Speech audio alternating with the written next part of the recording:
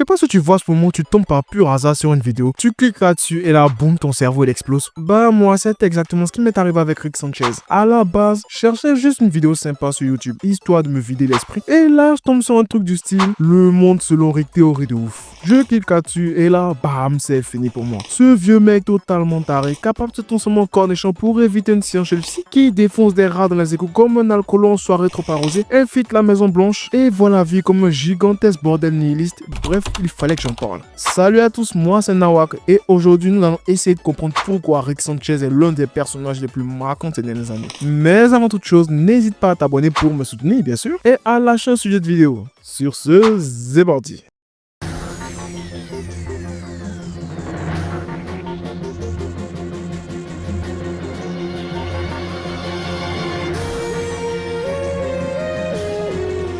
Maintenant que tout est dit, passons aux présentations. Voici Rick Sanchez, un scientifique fou totalement perché qui vit sa vie comme si le temps n'existait pas. Normal, vu qu'il peut littéralement plier les lois de l'univers pour en faire des origamis. Le gars, la physique, c'est sa bitch. Il est H24 en freestyle 7 jours sur 7, capable de passer d'une cuite monumentale à la création d'un mini-univers dans la batterie de son vaisseau, juste pour avoir une source d'énergie infinie. Lui, Rick crée carrément des civilisations à ses heures perdues. À ses côtés, on retrouve son petit-fils, Morty Smith, qui en plus d'avoir un prénom éclaté est un ado normal un peu paumé qui se retrouve embarqué malgré lui ou presque dans des aventures avec son grand-père. Puis il y a Summer, sa sœur, qui contrairement à Morty est beaucoup plus sûre d'elle, une ado classique branchée mec sortie et réseaux sociaux. Sauf qu'avec une famille comme la sienne, sa vision du monde est parfois un peu biaisée. Et enfin, on a les darons de cette maison chaotique. Jerry, le beau-père que personne ne respecte, trouillard pas super futé et en guerre avec Rick qu'il considère comme un danger ambulant pour ses enfants. Ce qui, soyons honnêtes, est quelque chose de totalement vrai. Bess, la fille de Rick, chirurgienne vétérinaire ultra intelligente qui aurait clairement pu viser plus haut, ce que son père ne manque jamais de lui rappeler avec son tact légendaire.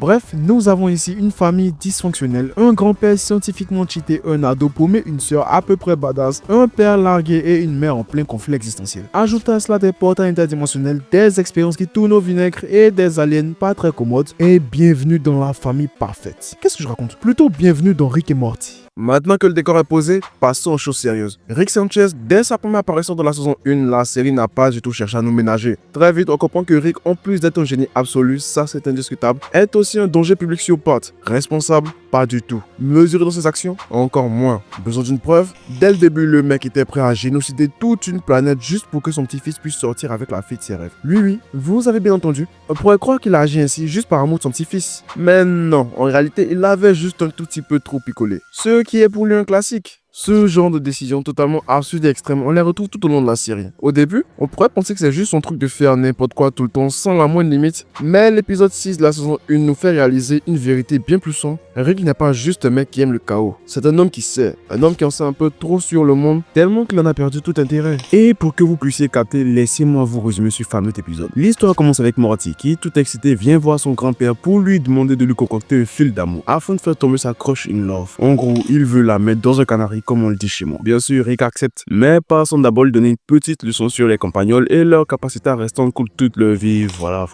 bla bla bla et bla. Vous voyez le genre. Mais, comme si on s'y attendait, tout part en vrille. Ou plutôt ça fonctionne un peu trop bien, car la meuf là, elle a la grippe. Et vu que le fil se propage par voie aérienne, tout le monde veut maintenant copuler avec Morty. Mais l'ambiance? Dans la confusion totale, Rick tente de réparer son erreur en créant un remède complètement absurde. Un mélange de l'ADN de koala, de chimpanzé, de crotal, de cactus, de requin, de golden retriever et une percée dinosaure. Non, je n'invente rien. Si, je vous jure. À ce moment-là, j'avais l'intime conviction de regarder un épisode de South Park. Et bien évidemment, ça ne marche pas. Le remède empire tout et la ville se transforme en un mauvais remake du film La Mouche version Cronenberg. Alors, vous vous demandez comment Rick va-t-il régler cette situation? Facile, il scanne une autre dimension où les conditions sont parfaites. Il prend la place de leur double mort dans cette réalité et Rob il se part. Et Morty, il l'emmène avec lui, bien sûr. Les autres, oubliez-les. À ce stade-là, c'est limite des PNJ. À ce moment-là, Rick introduit le concept de dimension parallèle et du multivers. Pour un spectateur attentif, c'est facile de se dire si Rick est aussi détaché de tout, y compris de sa propre famille, au point de les abandonner dans une autre dimension, alors peut-être qu'il ne vient lui-même pas de cette réalité. Une réalité qui n'est pas celle qu'on nous présente au début de la saison 1. Et si vous avez eu ce flash pendant votre premier visionnage, félicitations, vous êtes vraiment des cracks, parce que moi, non. Parce qu'en fait, cette théorie sera confirmée au fur et à mesure des saisons suivantes. Rick, tel qu'on le découvre dans la série, n'est pas simplement un génie déjanté. Le Rick qu'on nous présente n'est pas le même que celui de son propre univers. Du moins, pas celui de la saison 1. Pour vraiment comprendre comprendre le personnage, il faut que vous saisissiez la profondeur de son détachement. Rick Sanchez est un homme qui, après avoir vu et compris l'infinité d'univers identiques,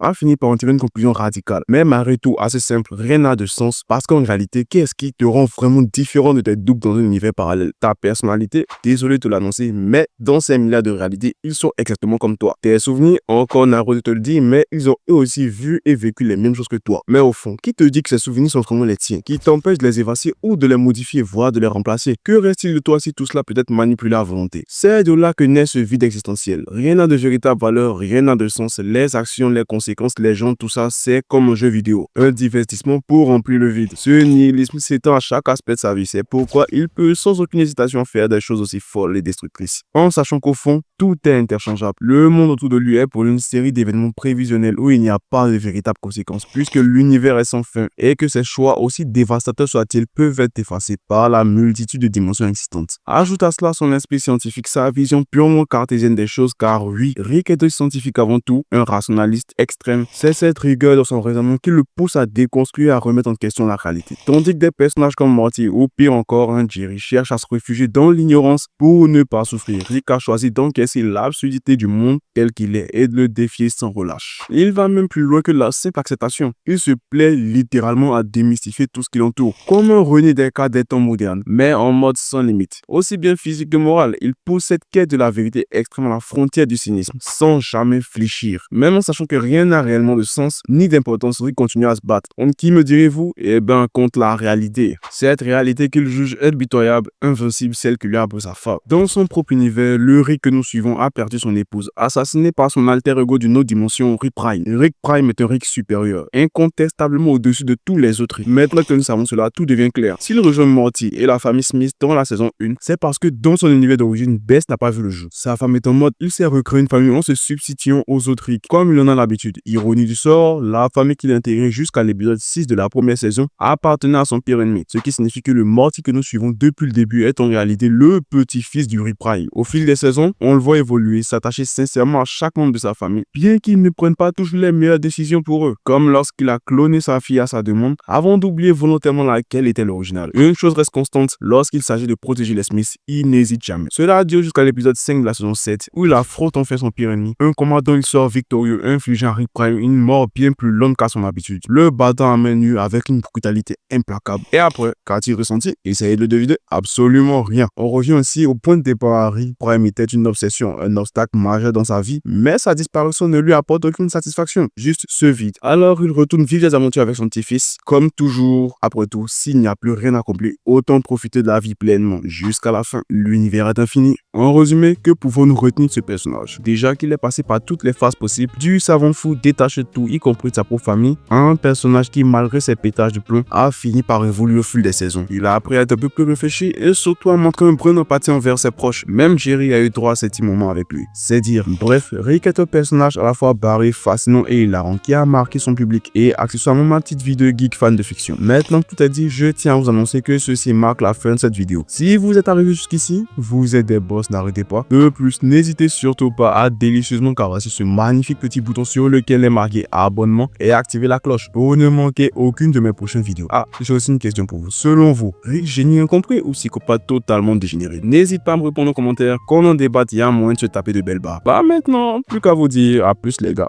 Nawak out, peace.